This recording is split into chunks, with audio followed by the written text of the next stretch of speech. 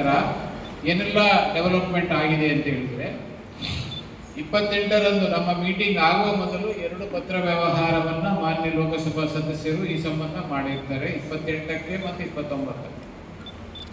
16ನೇ ತಾರೀಕು ಮಾನ್ಯ ಕೇಂದ್ರ ರಸ್ತೆ ಸಾರಿಗೆ, ಈಗ ನಿಮಗೆ ನಾನು ಈ ಪತ್ರಿಕಾ ಹೇಳಿಕೆಯಲ್ಲಿ 2ನೇ ತಾರೀಕು ನಡೆದಂಥ DC ಕಚೇರಿಯಲ್ಲಿ ನಡೆದಂಥ ಸಭೆಯ ನಡವಳಿಕೆಯ ಪ್ರತಿಯನ್ನು ಇದರೊಂದಿಗೆ ನಾನು ಲಗ್ನೀಕರಿಸಿದ್ದೇನೆ. ನಾವು ಏನು ಮಂಡನೆ ಮಾಡಿದ್ದೀವಿ ವಿಚಾರ ಅದರಲ್ಲಿ ಬಹಳ ಸ್ಪಷ್ಟವಾಗಿದೆ.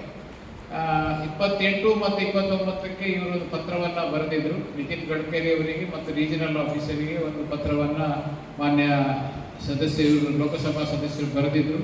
ತದನಂತರ ನಿತಿನ್ ಗಡ್ಕರಿ ಅವರು 16/9/25ರಂದು ಮಾನ್ಯ ಲೋಕಸಭಾ ಸದಸ್ಯರಿಗೆ ಒಂದು ಪತ್ರವನ್ನು ಬರೆದಿದ್ದಾರೆ. ಆ ಪತ್ರದ ಪ್ರತಿಯನ್ನು ಕೂಡ ನಾವು ಇದರ ಜೊತೆಯಲ್ಲಿ ಇಟ್ಟಿದ್ದೇವೆ.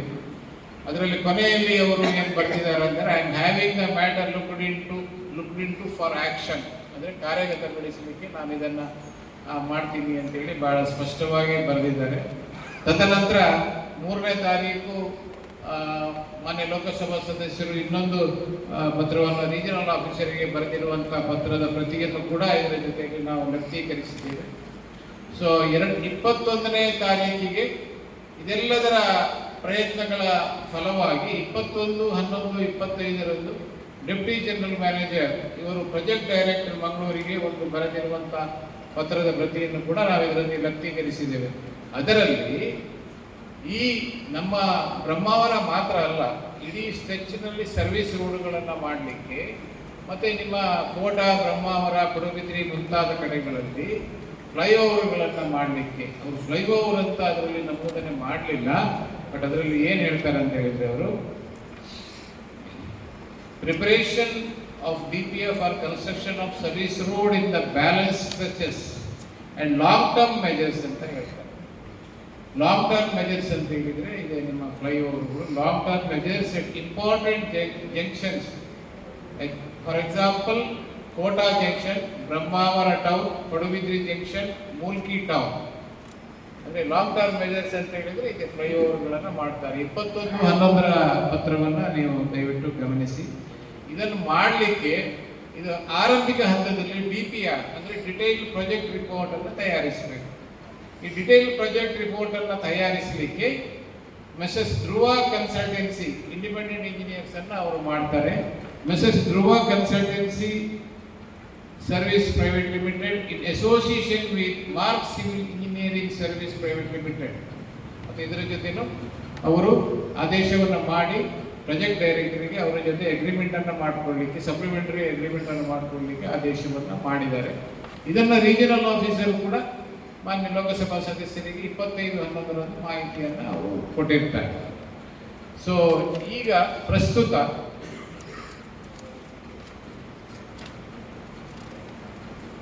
ಈ ಆಗಿರುವಂಥ ಬೆಳವಣಿಗೆ, DPR ಅನ್ನು ಮಾಡಲಿಕ್ಕೆ ರಚಿಸಿರುವಂಥ ಏಜೆನ್ಸಿಗಳನ್ನು ಮಾಡಿರುವ ಆದೇಶವನ್ನು ಈ ಸಮಿತಿ ಇದನ್ನು ಸಂಪೂರ್ಣವಾಗಿ ಸ್ವಾಗತಿಸುತ್ತದೆ. ಆರಂಭಿಕವಾಗಿ ಏನಾಗಬೇಕಾಗಿತ್ತು ಅದು ಆಗಿದೆ, ಅದನ್ನು ಸಮಿತಿ ಸ್ವಾಗತಿಸುತ್ತದೆ. ಲೋಕಸಭಾ ಸದಸ್ಯರ ಮೂಲಕ ನಮಗೆ ತಿಳಿದು ಬಂದಂತೆ ಕಳೆದ ಆದಿತ್ಯವಾರ ದಿವಸ ಅವರು ಪರ್ಸನಲಿ ಫೋನ್ ಮಾಡಿದರು. ಒಂದು 15ರಿಂದ 20 ದಿನ ಒಳಗೆ DPR ಅನ್ನು ರಚಿಸುವಂಥ ಏಜೆನ್ಸಿ ಅಂತಂದರೆ ಉಡುಪಿಗೆ ಅದು ಬರಲಿದೆ ಅಂತೇಳಿ ತಿಳಿಸಿದ್ದಾರೆ. ಈ ಸಂದರ್ಭದಲ್ಲಿ ನಾವು ಬ್ರಹ್ಮಾವರಕ್ಕೆ ಸಂಬಂಧಿಸಿದ ಬೇಡಿಕೆಯಾದ ಫ್ಲೈಓವರ್ ಮತ್ತು ಸರ್ವಿಸ್ ರಸ್ತೆಯನ್ನು ಆದ್ಯತೆಯಲ್ಲಿ ರಚಿಸಲಿಕ್ಕೆ ಆ ಸಮಿತಿಗೆ ನಾವು ಒತ್ತಾಯವನ್ನು ಮಾಡ್ತೇವೆ. 2 ಬ್ರಹ್ಮಾವರನ್ನು ವಿಭಜಿಸದಂತೆ ಫ್ಲೈಓವರನ್ನು ರಚಿಸಲಿಕ್ಕೆ ನಾವು ವಿನಂತಿಯನ್ನು ಮಾಡ್ತೇವೆ. ಹಾಗೆ ಈವಾಗಲೇ ಕೈಗೊಂಡಿರುವಂಥ ಈ ಸರ್ವಿಸ್ ರಸ್ತೆ ಇಲ್ಲಿ ನಮ್ಮ ಇದರಿಂದ ಯಾವುದು ಮಹೇಶ್ ಹಾಸ್ಪಿಟಲಿಂದ SMS ತನಕ ಅವರು ಮಾಡ್ತಾ ಇದ್ದಾರೆ. ಆ ಸರ್ವಿಸ್ ರಸ್ತೆಯನ್ನು ಧೂಪದ ಕಟ್ಟೆವರೆಗೆ ಮುಂದುವರಿಸಲಿಕ್ಕೆ ಮತ್ತು ಧರ್ಮಾವರದಿಂದ ಫಾರ್ಚೂನ್ವರೆಗೆ ಸರ್ವಿಸ್ ರಸ್ತೆಯನ್ನು ಮಾಡಲಿಕ್ಕೆ ನಾವು ಅದನ್ನು ಒತ್ತಾಯಿಸ್ತೇವೆ. ಇದಲ್ಲದೆ ಉಪ್ಪಿನಕೋಟೆ, ಆಕಾಶವಾಣಿ ಬೈಪಾಸ್ ಮತ್ತು ಧೂಪದ ಕಟ್ಟೆಯಲ್ಲಿ ಮೀಡಿಯನ್ ಓಪನ್ ತೆರೆಯಬೇಕು. ತುರ್ತಾಗಿ ಈ DPR ಅನ್ನು ತಯಾರಿಸಿ ಕಾಮಗಾರಿಯನ್ನು ಕೂಡಲೇ ಪ್ರಾರಂಭಿಸಲಿಕ್ಕೆ ಮಾನ್ಯ ಸಂಸದರನ್ನು ಒಂದು ಸಮಿತಿ ನಾವು ಭೇಟಿಯಾಗಿ ವಿನಂತಿಯನ್ನು ಮಾಡ್ತೇವೆ. ಮತ್ತು ಆ DPRನವರು ಇವರು ಬರುವಾಗ, ಆ ಟೀಮ್ ಬರುವಾಗ, ಪ್ರೈವೇಟ್ ಇಂಜಿನಿಯರಿಂಗ್ ಟೀಮ್ ಬರುವಾಗ ಸಮಿತಿ ತನ್ನ ಅಭಿಪ್ರಾಯವನ್ನು ಹೇಳಲಿಕ್ಕೆ ಅವಕಾಶವನ್ನು ಕೂಡ ನಾವು ಕೇಳಲಿಕ್ಕಿದ್ದೇವೆ. ಅವರು ಆಲ್ರೆಡಿ ಹೇಳಿದ್ದಾರೆ, ಬಟ್ ನಾವು ಇನ್ನೊಮ್ಮೆ ಪುನಃ ಕೇಳ್ತೀವಿ. ಅವರು ಎಲ್ಲಿವರೆಗೆ ಅಂತ ಹೇಳಿದರೆ ಕುಂದಾಪುರದಿಂದ ಹೆಜಮಾಡಿ ತನಕದ ಅಲ್ಲಿ ಏನೇನು ಆಗಬೇಕು ಅನ್ನೋದ್ರ ಬಗ್ಗೆಯೂ ನಿಮ್ಮ ಸಮಿತಿ ಹಳೆಯ ಸಮಿತಿ ಆಗಿರುವುದರಿಂದ ಅಭಿಪ್ರಾಯಗಳನ್ನು ಕೊಡಿ ಅಂತ ಹೇಳಿದ್ದಾರೆ. ಈ ಸಂಬಂಧ ನಾನು ಹಳೆಯ ಸಮಿತಿಯ ಈ ಬ್ರಹ್ಮಾವರ ಘಟಕದ ಮಾತ್ರ ನಾವಿಲ್ಲಿ ಸಭೆಯನ್ನು ಮಾಡ್ತಾ ಇದ್ದೇವೆ.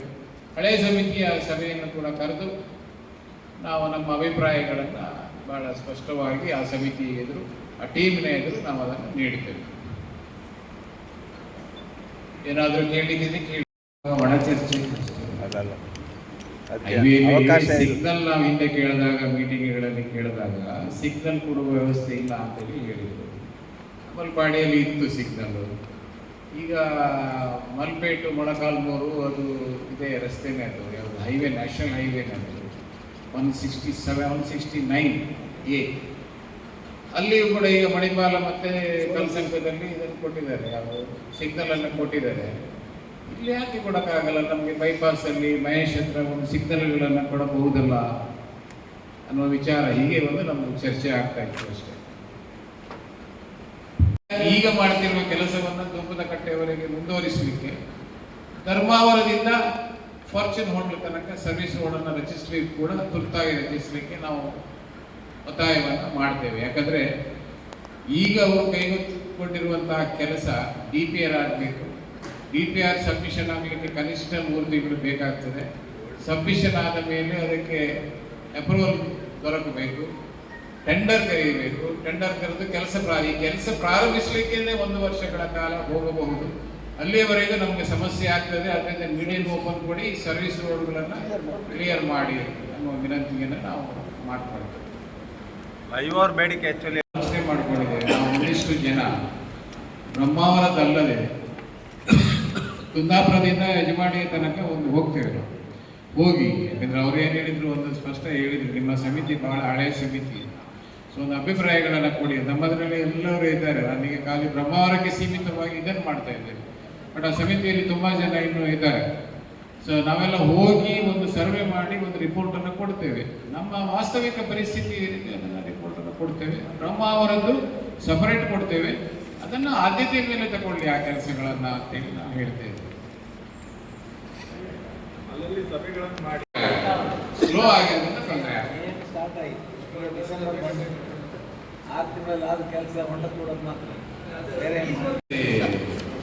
ಉಡುಪರೆ ಬಾಕ್ಸ್ ಐಟಮ್ ಮಾಡಿದ್ರೆ ಅವಾಗ ಈ ಸರ್ವಿಸ್ ರೋಡಿಗೆ ಹೋದಕ್ಕೆ ಏನು ಎಫೆಕ್ಟ್ ಇಲ್ಲಲ್ಲ? ಈಗ ರೆಡಿ ಆಗಿದ್ದಕ್ಕೆ ಇಲ್ಲಲ್ಲ? ನಿಮ್ಮ ಫ್ಲೈಓವರ್ ಇದ್ದಲ್ಲಿ ಸರ್ವಿಸ್ ರೋಡ್ ಇದ್ದೇ ಇರ್ತದೆ, ಎಲ್ಲ ಕಡೆಗಳಲ್ಲಿ ಇರ್ತದೆ. ಈ DPR ಮಾಡುವಾಗ ಅಷ್ಟು ಸಮಯಾವಕಾಶ ಆಗ್ತದೋ ಇಲ್ಲೋ, ಕಾರಣ ಎಂತ ಗೊತ್ತಲ್ಲ, 15ರಿಂದ 20 ದಿವಸ ಒಳಗೆ ಟೀಮ್ ಬರ್ತಾ ಇದೆ. ಟೀಮ್ ಬರುವಾಗ ನಮ್ಮದು ರಿಪೋರ್ಟ್ ರೆಡಿ ಆಗಬೇಕು. ಅದ್ರ ಮೊದಲು ನಾವು ಒಂದು ರೌಂಡ್ ಹೋಗಿ ಬರಬೇಕು. ಅದಕ್ಕೆ ನಮ್ಮೊಳಗೆ ಒಂದು ಟೀಮ್ ಮಾಡಿಕೊಂಡು ಅಲ್ಲಿಗ ಕಮಿಟಿಯಲ್ಲಿ ಇದ್ದವರನ್ನು ನಾನು ಕೇಳ್ಕೊಳ್ತೇನೆ. ಶಾಂತರಾಜ್ ಐತಾಳ್, ರಿಟೈರ್ಡ್ ಇಂಜಿನಿಯರ್ ಇವರೆಲ್ಲ ಇದ್ದಾರಲ್ಲ ಕಮಿಟಿಯಲ್ಲಿ, ಸೊ ಅವರನ್ನು ಕೇಳಿಕೊಂಡು ಒಂದು ಟೀಮ್ ಒಂದ್ಸಲ ಹೋಗಿ ಬಂದು ರಿಪೋರ್ಟನ್ನು ಕೊಡ್ತೇವೆ. ಸಭೆಗಳನ್ನು ಮಾಡೋದು ನೀವು ಹೇಳಿದ್ದು ಕರೆಕ್ಟ್, ಬಟ್ ಅವರು ಇಮಿಡಿಯೇಟ್ ಬರ್ತಾ ಇದ್ದಾರೆ, 15-20 ಡೇಸಲ್ಲಿ ಬರ್ತಾ ಇದ್ದಾರೆ. ಅಷ್ಟರೊಳಗೆ ನಮಗೆ ಅದನ್ನು ರೆಡಿ ಮಾಡಲಿಕ್ಕೆ ಆಗ್ತದೆ ಇಲ್ವೋ ಅದನ್ನು ಹೇಳಲಿಕ್ಕೆ ಕಷ್ಟ. ಅಲ್ಲೇ ಆಗ್ತಾ ಇದೆ. ಈಗ ಬಾಕಿ ಉಳಿದ ಪ್ರದೇಶ